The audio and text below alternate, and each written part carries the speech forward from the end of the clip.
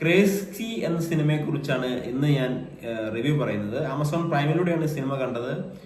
ഏകദേശം 15 കോടി മുതൽ മുടക്കിൽ ഇറങ്ങിയ ഈ സിനിമ 11 കോടി മാത്രമേ തിയേറ്ററിൽ നിന്ന് കളക്ട് ചെയ്യാൻ കഴിഞ്ഞിട്ടുള്ളൂ. സോനം ഷാ ആണ് ഈ ഒരു സിനിമ അഭിനയിച്ചിരിക്കുന്നത്. അദ്ദേഹം ഒരു അഭിമന്യു എന്ന് പറഞ്ഞൊരു ഡോക്ടറാണ്. ഈ പടം തുടങ്ങുമ്പോൾ തന്നെ നമ്മുടെ ഇൻ ഹരിഹർ നഗറിൽ ജോൺ ഹോനായി പോയ പോലെ ഒരു സൂട്ട് കേസ് ഒക്കെ എടുത്തിട്ട് അദ്ദേഹം ഒരു റൈഡിന് പോവുകയാണ്. അതിനകത്ത് കുറച്ച് പൈസയൊക്കെ ഉണ്ട്, ക്യാഷ് ഉണ്ട്.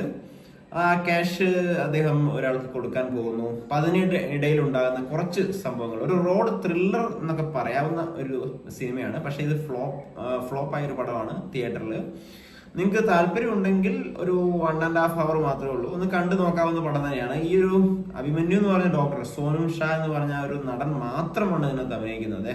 അദ്ദേഹത്തിന്റെ റേഞ്ച് റോവർ കാറിൽ ഡ്രൈവ് ചെയ്ത് പോവുകയാണ്. ഈ 1.5 മണിക്കൂർ സമയവും ഡ്രൈവിങ് തന്നെയാണ്.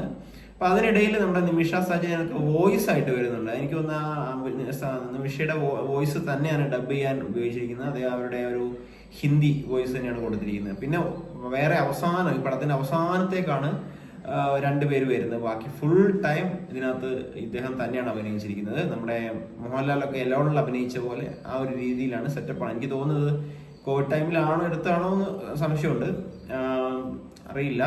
ഏകദേശം 11 കോടി മാത്രമേ തിയേറ്ററിൽ നിന്ന് കളക്ട് ചെയ്യാൻ കഴിഞ്ഞിട്ടുള്ളൂ. തിയേറ്റർ ഫ്ലോപ്പ് ആയിരുന്നു. കാരണം ഒരാളെ വെച്ചിട്ട് ഇങ്ങനെ അദ്ദേഹം നന്നായിട്ട് അഭിനയിച്ചിട്ടുണ്ട് കേട്ടോ. അതൊരു ഡോക്ടറാണ്.